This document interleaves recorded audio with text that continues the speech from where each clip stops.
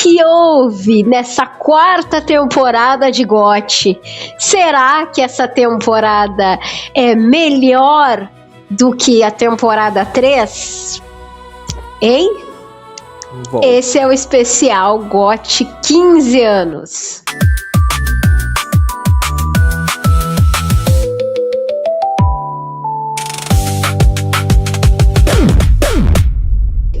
O que tu acha, Diego? Então, Shane, eu acho que essa temporada, ela é um pouco inferior à terceira. Acho que a terceira ainda é melhor, é mais completinha. Essa temporada falta muita coisa, falta um ritmo, né? Um pouquinho lenta, né?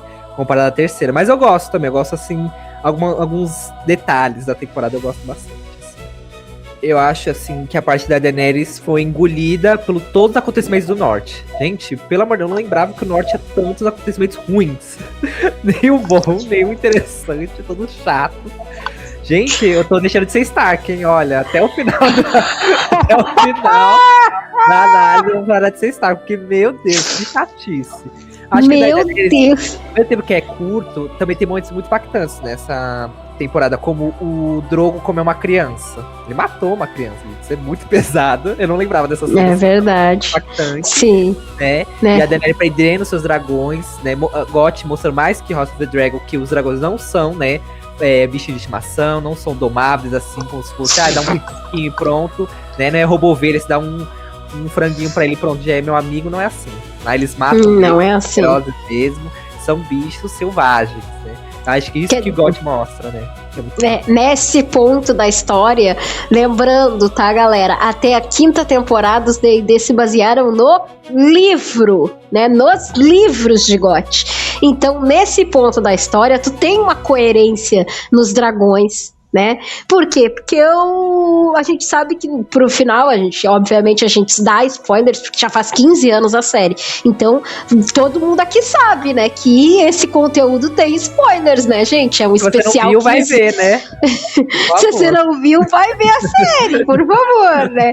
É um especial GOT 15 anos, ou seja, 15 anos da série principal. Então vai ter spoiler, né? É um resumo das temporadas, certo, galera?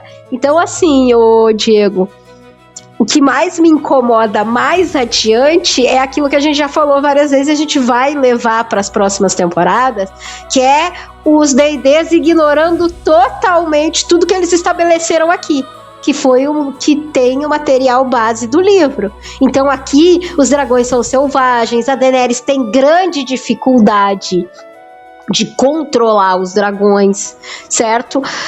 Tem uma hora que ela tá fazendo um carinho no Drogo, né? Meio que um carinho, e aí eles começam a disputar uma cabra entre eles, e aí o Drogo quase queima ela, e aí ela fica assim, e aí é que entra o Jurrai e diz pra ela, né? Eles não são cachorros, eles não são bichinhos de estimação, eles são dragões. E aí a gente vê os Segundos Filhos, que é uma companhia mercenária, né, vindo para ajudar a Daenerys, né? Ela está acho que é em Meereen, né? Agora é Meereen. Isso. Ela tá em Meereen, ela já teve por as 3 grandes cidades livres, para quem não entendeu, né? Astapor, como é que é o nome da outra? A primeira eu não lembro, mas depois é Astapor e depois Meereen, né? Que é a última grande cidade que tem os senhores de escravos. E aí muita gente não entende muito bem esse rolê da Daenerys, né? O que a Daenerys tem que... Por que ela tá perdendo tempo governando uma cidade? Porque a Daenerys virou uma rainha, ela virou a Nissa. A gente viu isso, né? Então, desse lado do continente de Essos, tanto a Daenerys quanto os dragões dela, ela é venerada, né, pelos povos. Ela é venerada principalmente pelos escravos, porque ela passou por 2 cidades e libertou esses escravos, certo? E ela parte nessa jornada, e a gente tem uma cena que é muito impactante, né, Diego? Que é a cena em que os senhores lá, eles sabem que ela está chegando com o exército dela, né, que tem não só os Dothraki, que são extremamente sanguinários, mas tem também os Imaculados, né? São soldados assim, nossa, os caras não sentem fome, não sentem frio, não tem vontade de comer, são robôs. Cara, eu não lembrava que os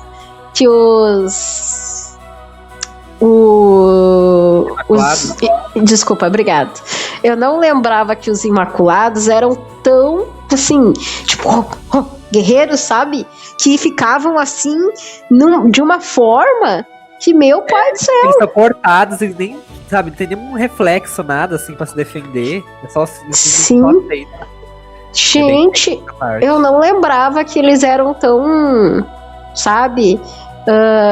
E aí a gente vê, obviamente, a gente sabe que teve muito efeito visual, né, gente? A gente já tá na 4ª temporada, então quanto mais a série avança, mais prêmios ela ganha, mais repercussão ela ganha, mais relevância ela ganha e mais orçamento os D&Ds ganharam pra produzir a série.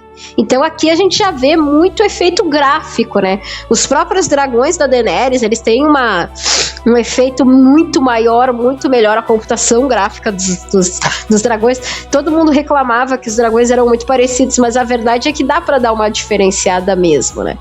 Além do Drogo, que é maior, a gente tem o Rhaegar e o Viserys, né? Que são os outros dragões da Daenerys, né? Lembrando que são os homens da vida dela, né?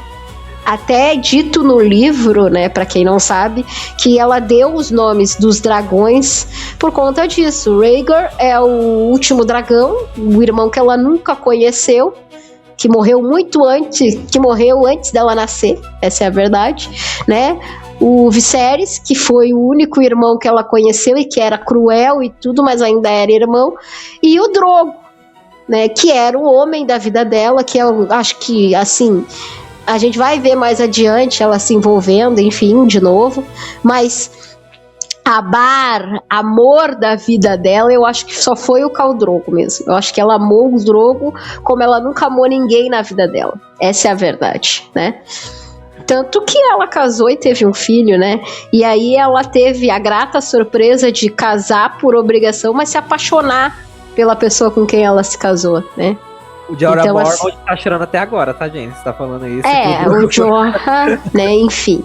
E aí a gente tem, né, nessa jornada da Daenerys lá pelo Mar Estreito, galera, ela entrando na cidade é muito, muito significativo, né, Diego? Porque tem as estacas com os corpos das crianças escravas e, assim, até chegar na cidade tem aquela trilha que é das crianças crucificadas, né? Então, assim, é meio forte, assim.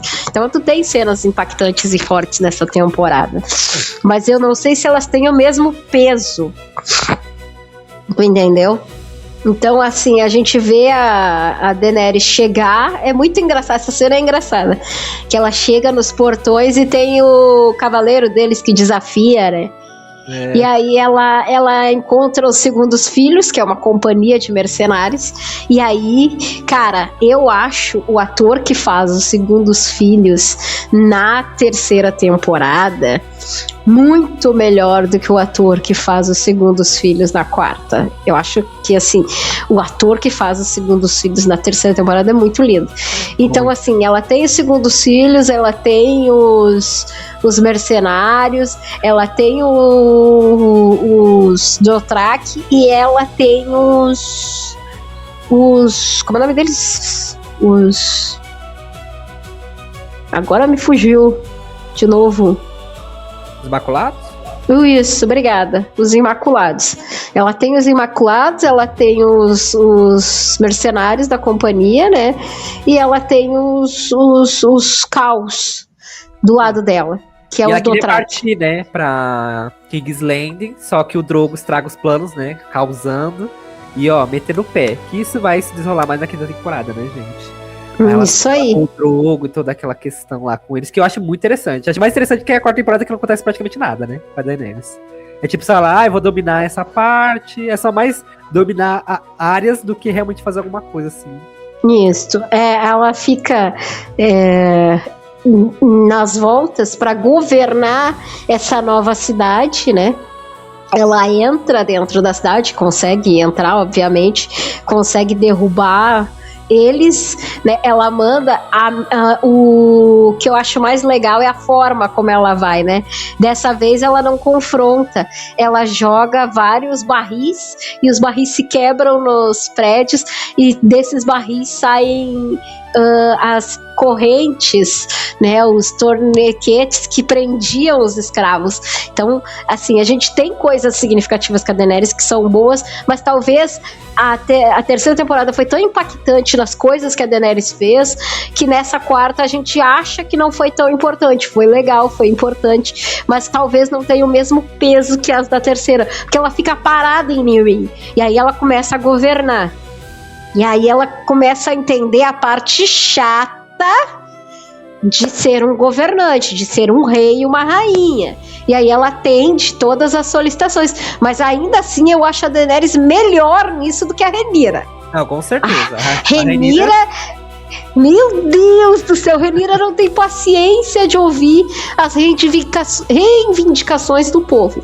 Lembrando que a Daenerys entra em Meereen e ela solta os escravos. E assim, ela é que tem que fornecer estrutura, alimento, tudo para aquelas pessoas que estão livres agora ali dentro da cidade, né? Que é uma cidade imensa. É que a gente tem umas dimensões menores por causa do orçamento da série. Mas Meereen é uma das 3 maiores cidades livres do continente de Essos. Então ela é imensa. E quando tu liberta uma cidade desse tamanho de escravos, né, Diego? Tu tem que ter pra bancar, porque os mestres, ela mandou, né, e de arrasta os mestres, então, tipo assim... Todos, né? Isso. A maioria ficou sem trabalho, e aí? Tu entendeu? Eles ficaram sem senhores, sem trabalho, e aí? Como é que fica essa situação? Então quem tem que administrar tudo isso é a Daenerys, e ela administra muito bem, né? O descendente direto de Robert é um dos irmãos bastardos de Aegon o Conquistador, e ele dá a esse irmão bastardo que era muito leal a ele, né, a alcunha de cavaleiro, de lorde, de ter uma casa nobre. Ele se junta a uma nobre, né, que é dona de Ponta Tempestade, e acaba que os Baratheon viram uma casa nobre quando o império o governo do Aegon I nasce em Westeros, né, que ele conquista os 7 reinos, né. Então, assim, é muito louco da gente olhar para trás na história e ver que, no final das contas, o Aegon colocou no poder a pessoa que, teoricamente, o descendente dele ia acabar com a dinastia dos Targaryen. Que loucura. Totalmente GOT é sobre ação e consequência, né? Impressionante. Tem a ação e depois tem a consequência que, nossa, acaba com uma dinastia, realmente, com o Targaryen. E a história da Elia Batel, gente, é muito triste. Quando eu li no livro, assim, eu fiquei, assim, arrasado. É muito brutal, gente. É brutal, assim, não dá nem pra falar do vídeo, porque é uma tragédia, assim, descomunal. É, assim... É toda a motivação do Oberyn nessa temporada, que durou pouco, mas é uma motivação. E que se estende até a quinta temporada naquela tragédia, né? Que a gente vai comentar no próximo vídeo. Mas eu gosto da introdução dele. Eu acho, nossa, os Dornês são muito estilosos, muito lindos, assim... Até o Mindinho, eu senti que ele deu uma invejinha, assim, né, do Oberyn. Porque, né, o Oberyn tem toda uma imponência e tal. Não é à toa, né? Ele fala, né? Ele não é um lorde, ele é um príncipe. É diferente. Lembrando que pros Targaryen, né, os únicos que tinham a alcunha de príncipes e rainhas além da família real eram os Dorneses. Por quê? Porque os Dorneses foram os únicos a sobreviver aos dragões, galera. Essa é a verdade. Sim. E o Oberyn era o único homem, né, da família dele, Martell. Tanto que, né, depois que acontece o incidente, acaba que não tem nenhum homem na Casa Martell e a Casa Martell pode ser extinta, né, praticamente, assim, porque só tem mulheres. Isso muito... Mas ele tem um irmão mais velho dele. Tem? Sim, o irmão mais velho dele é o príncipe, é o rei. Ele é o príncipe, ele é o segundo filho tanto que ele e o Tyrion, depois que ele tá na Casa dos Prazeres, o Tyrion intercepta, né, os guardas Lannisters, porque ele começa a ver os guardas Lannister, e os guardas Lannister falam, Dornês. E aí tem a amante dele que vai com ele pra Kingsland, e tem a cena, né, que a amante dele diz, amor, não faça isso, não sei o quê, e aí ele prega uma adaga na mão de um dos guardas Lannister, né? Ele luta com os 2 guardas Lannister, e antes disso eles tiram o sarro, eles fazem uma piada dornesa que é, por que uma mulher tão bonita como você está com este homem, com esse dornês, é só dar uma cabra pra ele, não sei o que, né? E aí...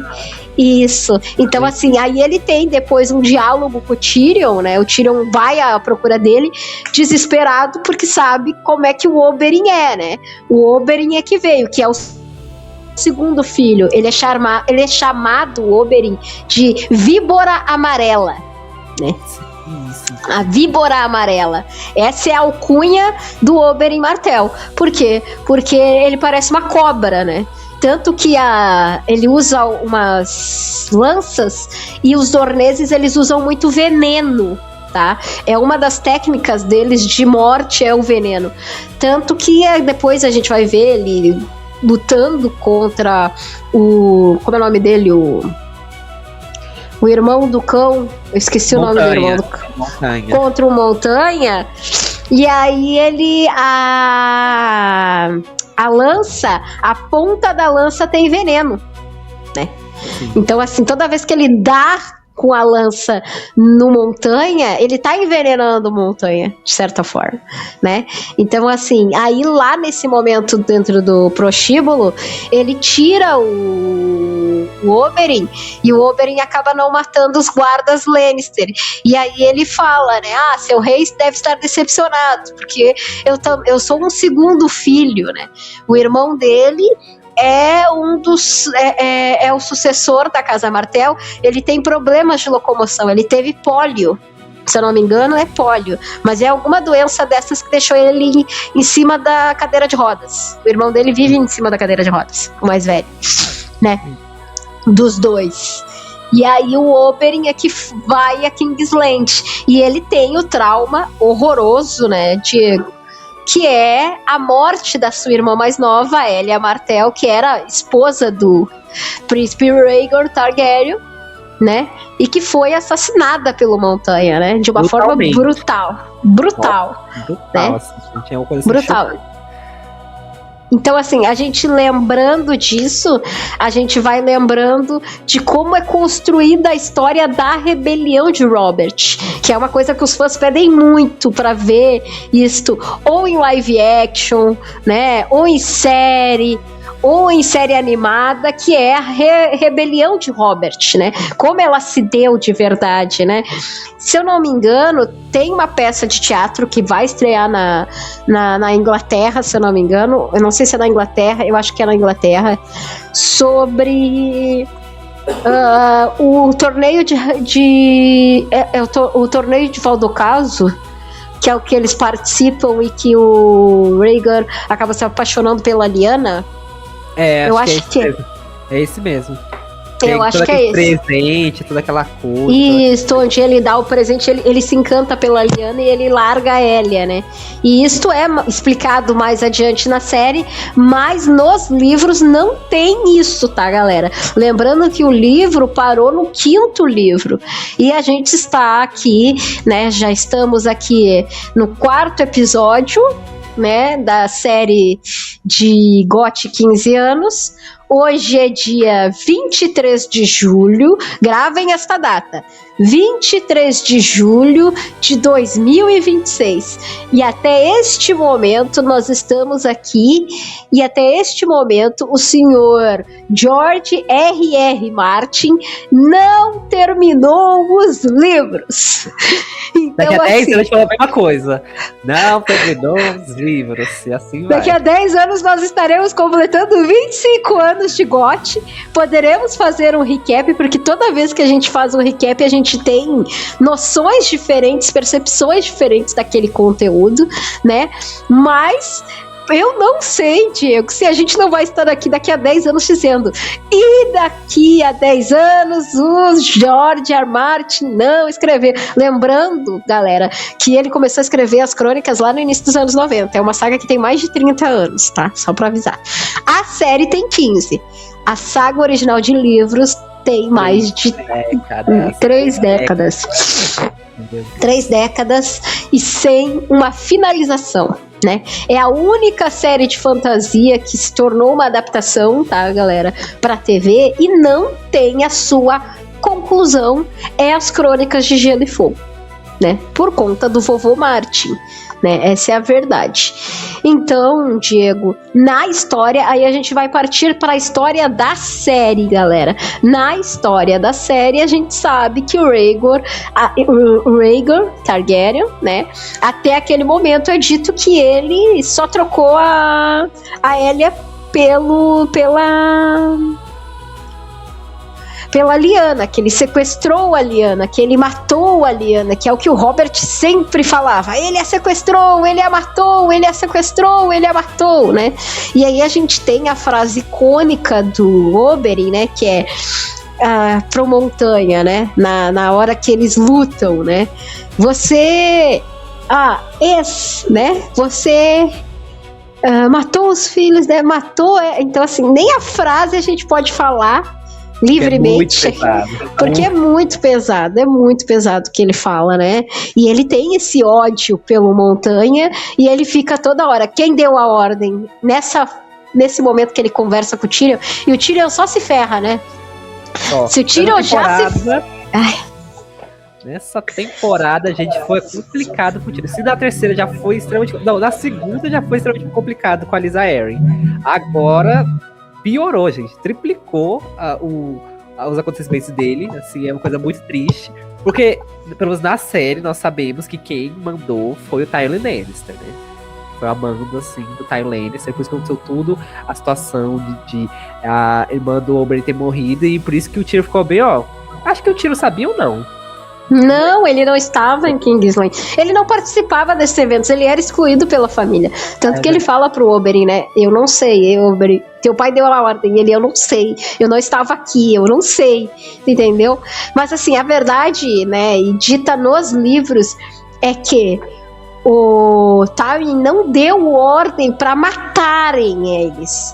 O Tywin simplesmente deu a ordem para que eles fizessem uma limpa, uma geral. Ele não esperava que o Montanha não entendesse semântica. Tu entendeu? E aí o que ele fez? A única coisa que ele fez foi o que o próprio Oberyn fala, né, pro Tyrion, envolver as crianças em mantos Lannister e botar aos pés de Robert, né? E o Ned vendo aquilo tudo, né, aquela barbárie, chocado. Né? Então é daí que vem a rixa entre os Lannister e os Stark, né? Porque o Ned, mesmo com o Rei Louco matando os pais o pai dele e o irmão dele, o Ned nunca pensou em nenhum momento em retalhar crianças, né? Mulheres e crianças, né? O Ned era um cara muito nobre. Então, assim, daí que vem a rixa entre os Stark e os Lannister, né? E o Ned ainda vê o Jaime sendo regicida, né? Matando o rei. Ainda sentando no trono, assim, bem debochado. Então acho que a fúria entre Stark e Lannister só intensificou, assim. Então, assim, a gente vê que o Mindinho, ele já tinha isso, né, planejado há muito tempo, né? E aí a gente já parte para outra etapa, né, dessa continuação da série, que é o Mindinho arquitetando. Qual é o objetivo do Mindinho? Sansa Stark. Esse é o objetivo do Mindinho nessa temporada. É ter Sansa Stark, é possuir Sansa Stark. Porque quem possui Sansa Stark possui a chave do norte. Com os irmãos perdidos no rolê lá além da muralha, né? Com os irmãos perdidos no rolê lá além da muralha, com o Jon Snow sendo um bastardo, né? E o Robb e a Catelyn indo de arrasta, a única que tem a chave do norte, porque pra todo mundo a Arya também já foi de arrasta, ninguém sabe que a Arya tá viva até esse momento, né? o objetivo é Sansa Stark, porque quem tem Sansa Stark tem a chave para o norte. Não é verdade? Então, a Sansa vira um atributo disputadíssimo, mesmo estando casada com o Tyrion. A Sansa continua sendo o objetivo de quem quer o norte, porque o norte é muito grande, é muito vasto, né? E por quê? Porque tem muita casa vassala que mesmo com o Robb perdendo a guerra, né, matando o Rhaegar Stark ali, os Karstark tendo saído da guerra, né, e a gente viu que o Robb perdeu a guerra no final, muita gente detesta o que os Frey fizeram. A maioria do norte não gosta da governança dos Bolton, entendeu? Então, assim, a gente tem o Ramsay, né, destruindo o que sobrou da alma do... Como é o nome dele? Do... Theon, né? Do Theon. Do Theon, porque no outro vídeo eu vi que eu falei Tyrion o tempo todo. Não é Tyrion, tá, gente? É o Theon, os nomes são parecidos. Mas agora é Fedor, né? É o Fedor. É, o Fedor. O podre, na verdade. É o podre. Sim. O podre, né? E aí, assim, ele não... A gente sabe que ele destruiu o podre, mas ele tenta de toda e qualquer forma ser legitimado pelo pai, né? O Ramsay. E aí a gente conhece o Ramsay lá no norte. Eu acho, sinceramente, que as partes do Ramsay são a melhor parte do norte. Porque, assim, ver o Bran além da muralha, mano... Muito chato. Muito chato. Muito enfadonho ver, né? O Bran além da muralha é chato. E aqueles amigos lá, o Orc, gente, que inferno. Dois irmãos chatos. Graças a Deus eles não garrafam nessa temporada, gente. Eu nunca fiquei tão feliz na minha vida, entendeu? Graças a Deus. Quando ele morreu, eu falei, morreu, nossa. E na primeira vez que eu vi, eu fiquei chateada que ele morreu. Mas na segunda vez, gente, não dá. Isso é muito chato. Tudo eles têm uma falha de efeito, tudo que eles querem é ficar fechando com a coitada da Selvagem lá, que eu esqueci o nome. Que pra mim ela sempre será a diva do Harry Potter. E, nossa, a ninfadora Tonks, né? Ela é a ninfadora.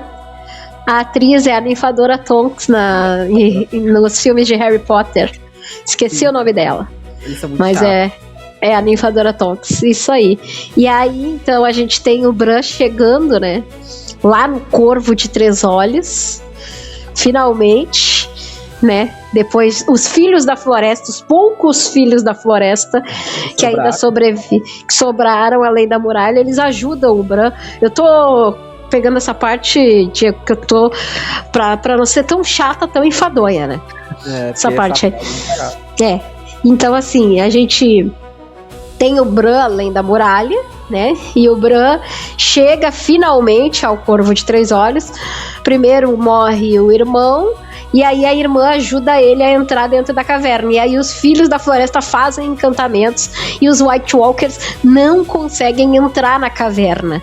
E aí a gente fica, como assim, né? Que poder que eles têm sobre os White Walkers para os White Walkers não conseguirem entrar. E aí lá dentro ele vai para uma espécie de treinamento. Há uma fanfic, né? Que o Corvo de Três Olhos que está esperando o Bran lá dentro é Alliance Rivers, né? Que é um Targaryen, né? Que é que ele foi um general Targaryen e tudo mais, que ele foi um dos bastardos que esteve nas várias rebeliões Blackfyre, né? Sim, ele é da região de Riverlands, né? Por isso que ele é River, por isso que ele é bastardo. Bastardo. E uma coisa, assim, que eu gosto dessa teoria que faz total sentido. Eu acho que, assim, praticamente é quase uma confirmação que é ele mesmo, assim, né? Apesar que, tipo assim, eu queria que o Corvo de Três Olhos fosse mais místico. Na série ele é muito normal. Ele devia ser, tipo assim, muito bizarro, assim, muito, assim, estranho. E ele é, tipo, uma pessoa, tipo, velho, do cabelo branco e só. Tem nada assim de tão uau, assim, que poderia, porque foi toda uma jornada chata ao longo da temporada toda, vai ser só um velho numa árvore assim e falando. É só isso, gente. Literalmente só isso. Maravilhoso, Diego. Velho do mar, muito bom, cara. Juro, eu fiquei muito decepcionado de ver pela segunda vez. Eu esperava que fosse algo assim, mais fácil. Maravilhoso, Diego. Mas enfim, né, Diego? A gente chega depois dessa parte do Conjunto de Três Olhos, a gente chega na batalha além da muralha. Então já vamos eliminar essa parte do norte, né? Que a gente sabe. Que cobre a temporada em sua grande maioria também, né? Porque a gente tem o Jon Snow indo, né, até o Mace Raider, né? Isso, né? E tentando levar ele de arrasta para que porque eles têm a primeira batalha, né, no Castelo Black com os selvagens. Eles ganham a batalha, mas tá tudo russo, tá, galera? Eles estão destroçados. O Mace Raider tem mais de 1000 homens, ou seja, no próximo dia, que é quando começa a quarta temporada, né? A gente tem esse desenvolvimento. No próximo dia, eles vão acabar com os poucos sobreviventes, porque perderam muitos homens também no Castelo Black. Eles ganharam a batalha, mas não ganharam a guerra. E o Mace Raider, ele vai passar em algum momento, né? Ele ainda tem gigantes, ele vai passar. Essa é a verdade. Ele vai levar o povo dele pro outro lado da muralha. Por quê? Porque ele sabe que a muralha tem encantamentos. E que é muito difícil os White Walkers conseguirem passar pela muralha. Tem que acontecer alguma coisa muito séria para eles conseguirem. Lembrando, né, que a gente teve uma rainha que entendeu esses encantamentos. Uma dragoa que não passou pela muralha, né? Então, assim, por isso dizem que a muralha é mágica, né, o Diego, né? A gente teve qual era o nome? Era o Jaehaerys, o velho rei, e a sua esposa, a Alysanne. Ela voou com o dragão dela e não conseguiu passar da muralha, né? Então a Alysanne foi no norte, viu a necessidade da guarda da noite. Foi a Alysanne que mais investiu na guarda da noite, por entender que realmente os homens da guarda da noite precisavam, né, de estrutura naquela época. Na época do rei Jaehaerys foi a época que mais teve investimento na guarda da noite, por conta da Alysanne e do dragão dela não terem conseguido passar. Tem muito encantamento, né, na muralha. Então, assim, a gente sabe que eles estão numa situação precária. O Jon Snow, num ato de desespero, ele vai até o Mace Raider e tenta levar o Mace Raider de arrasta. Quando ele tá prestes a, né? Quem chega, Diego? A Ygritte, ó. Não. Não, era Ygritte. Não, a Ygritte já morreu, Diego. Quem chega... A gente ia falar sobre a Ygritte. Não, ela morreu no final da outra temporada. Sério? Ela morreu. Sim, ela morreu no final da terceira temporada. Não foi nessa. Não, é nessa.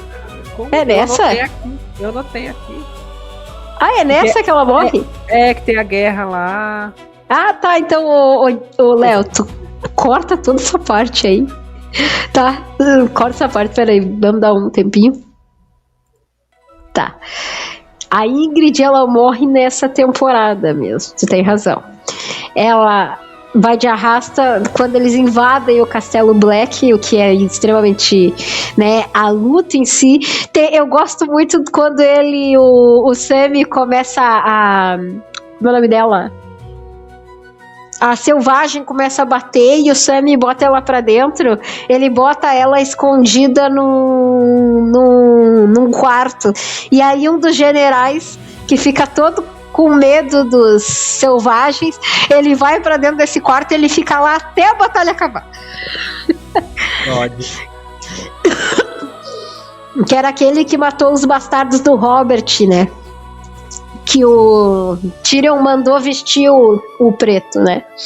Então ele fica lá dentro escondido com a... Como é o nome da... Eu esqueci o nome dela. A mulher. A mulher não, a mulher do Semi, eu esqueci o nome dela. Ah, a Gilly. A Gilly, obrigada. A Gilly.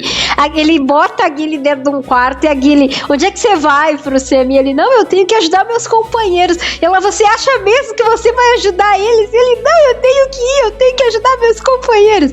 E ele vai. Tava nem fazer uma fogueira, pelo amor de Deus. Mas ele sobrevive. Não, e ele consegue, ele ajuda.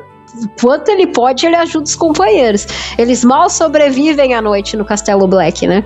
E aí o Jon Snow, a Ygritte acaba morrendo pelas mãos do menininho, na verdade. É o menininho que ajuda a patrulha que viu a família ser dizimada pelos selvagens, né?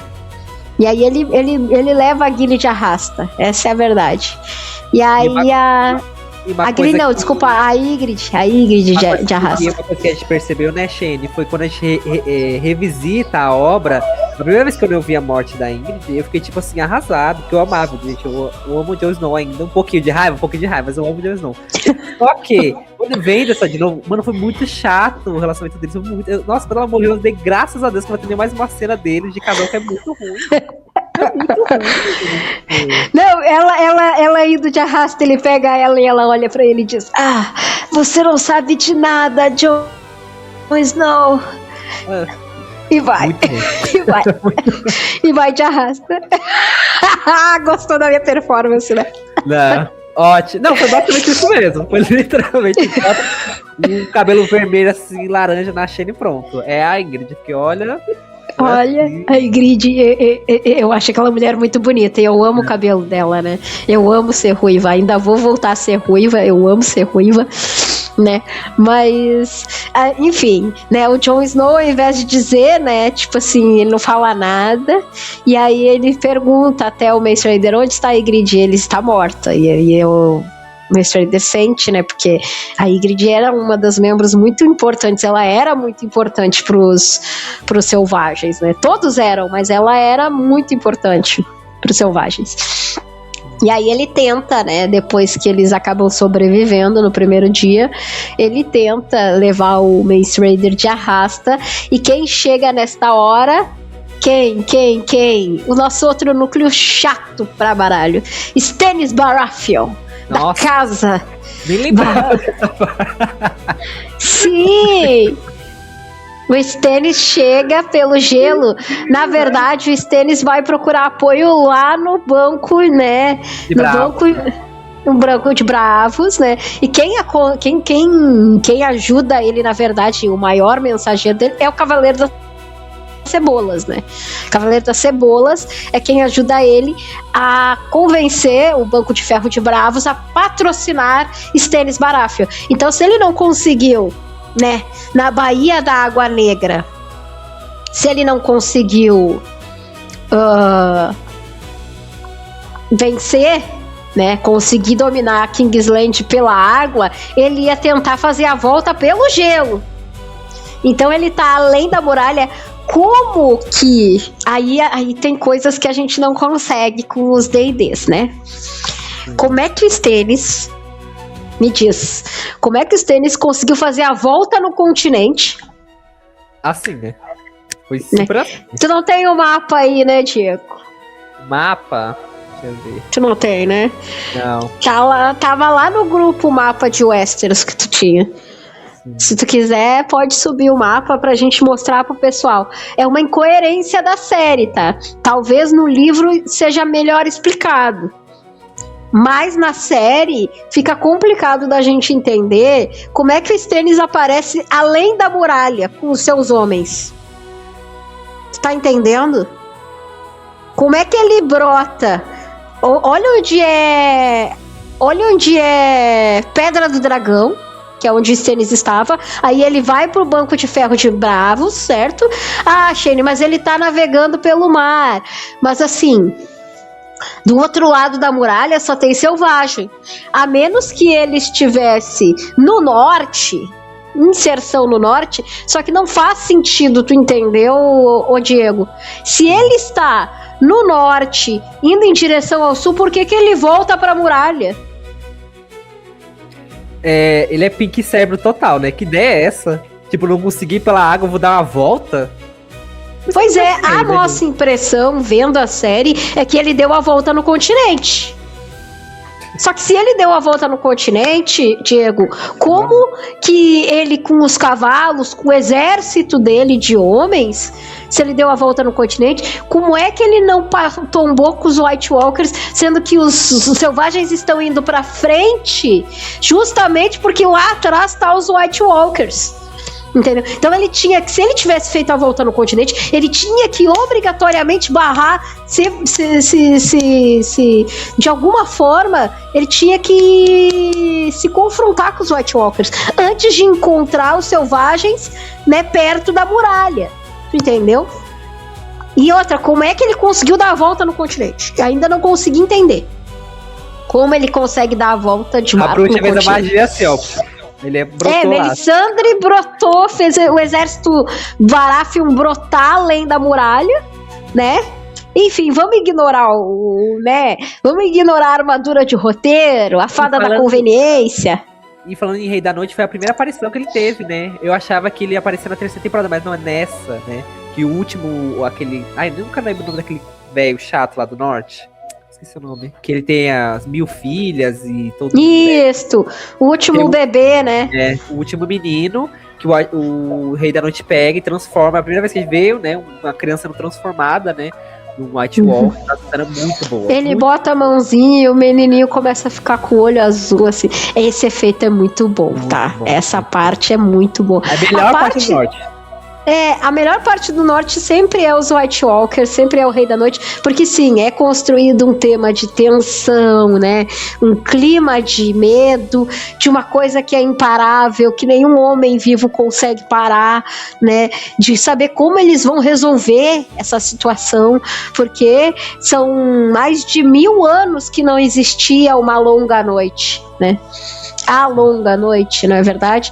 Que, enfim, no final a gente viu que foi uma coisa triste. Era pra ser uma temporada inteira, se resumiu a um episódio meia boca, enfim. Né? É que a gente não tem uma sala de cinema, né, Shane? Por isso que a gente não conseguiu apreciar. Nossa TVzinha de tubo não dá pra ver, assim, é muito triste. Mas eu acho que a longa noite nos livros, ela vai ser bem melhor retratada. Não. Se um dia eles saírem, né? Daqui a 10 anos, daqui a 10 anos. Vamos esperar aceitar. Se um dia, né, quem sabe, daqui a 10 anos o George R. R. Martin vai estar vendo o nosso vídeo, quem sabe, Diego? E vai estar dizendo, não, olha aí, ó, o livro saiu, os ventos de inverno saíram, né? Os ventos de inverno saíram. Mas não é a pra matar sabe... a Daenerys, hein, George? Não é pra matar ela, hein? Não vai fazer aquela palhaçada que foi aquele final, pelo amor de Deus. Não, pra mim ele teve efeito rebote, tá? Ele teve efeito da série, o efeito borboleta, ele reescreveu tudo. Pra mim o pode ser só coisas da minha cabeça, foi fique de fã, tá, galera? Mas ninguém me tira da cabeça que esse homem estava engatilhado com o último com os ventos de inverno e ele reescreveu todos os ventos de inverno, tá? Pra mim, na minha visão, foi isso, tá? Ele reescreveu todos os ventos de inverno. Você acha que teve o mesmo final, é como viu que o público não gostou, ele reescreveu? Eu tenho quase certeza que isso aconteceu, tá? Que ele ficou muito assustado com a repercussão negativa. Ele já tinha ódio dos D&Ds, né? Lembrando, tá, galera, que a curadoria do Martin, ele é coprodutor da série até a 5ª temporada. Depois da 5ª temporada, e é assim, essa é a relação de amor e ódio do George R. R. Martin com a HBO. Essa é a verdade, né? A relação entre o George e a HBO é uma relação de amor e ódio desde que ele vendeu os direitos da obra pra HBO. Por quê? Porque a gente sabe que o George tem um histórico, né, Diego? De odiar, de detestar que as coisas sejam mal adaptadas. É por isso que ele faz as crônicas. As crônicas, para quem não sabe, é o manifesto do George R. R. Martin contra a indústria, né? Tanto que a série, né, a saga, né, do universo de Gelo e Fogo, ela tem mais de 1000 personagens com nome e sobrenome. né? Essa é a verdade. Então ele quis fazer uma coisa que seria ingravável. No final das contas, a gente sabe o que aconteceu. Os D&Ds convenceram ele assinou com a HBO, se fez Game of Thrones e agora se tem um universo todo do Martin para explorar e destruir, né? Aniquilar. A HBO até o fim dessa jornada inóspita que é desbravar o Westeros e Essos, ela vai aniquilar com tudo que a gente ama na obra original. Shane, mas que horror, tu é pessimista, por que tu diz isso? Porque a gente tem a série spin-off, né? A Casa do Dragão, House of the Dragon, que está no ar, e a gente já nota que, assim, existe um distanciamento crucial da série pro livro Fogo e Sangue, né? A gente saiu, como eu disse até em alguns grupos, né? E cheguei a dizer na live domingo com os meninos e o Binho, que a gente saiu de uma série baseada nos livros para uma série levemente inspirada, né? Então, água assim, saborizada, né? Uma água saborizada dos livros. Uma água saborizada, Diego. E aí a gente tem também essa ruptura do Martin na série spin-off. Até a segunda temporada, o George R. Martin está a primeira temporada ele está na coprodução de A Casa do Dragão. A partir da segunda temporada ele surta e sai da coprodução, né? Da Casa do Dragão. Ainda. Sai xingando porque ele detesta que, tipo assim, e aí a gente entende que isso vai ser, o Diego, pra mim, uma lógica dentro do universo de Gelo e Fogo dentro da HBO, tá? Eles vão seguir sempre o material base no início, mas depois, né? É só tristeza. Então, assim, eu não consigo entender como é que o Stannis Baratheon conseguiu chegar, hoje pensando racionalmente, na época da série a gente não conseguia ter essa noção. Principalmente se tu não conhece o mapa de Westeros e Essos, né? Se tu não conhece os mapas do mundo conhecido, como eles falam, né? Tu não consegue saber, né? Como é que o Stannis chegou ali. Tu acha que ele deu a volta e deu, mas não é simples assim dar a volta, né? Ainda mais naquela época, tu entendeu? Ele se retrata a Idade Média, certo? A série Game of Thrones, né? A série As Crônicas de Gelo e Fogo, ela retrata épocas da Idade Média. Então, assim, a gente tem o Stannis chegando, né, no acampamento dos selvagens, dominando os selvagens, e a gente tem a primeira interação dele com o Jon Snow, né?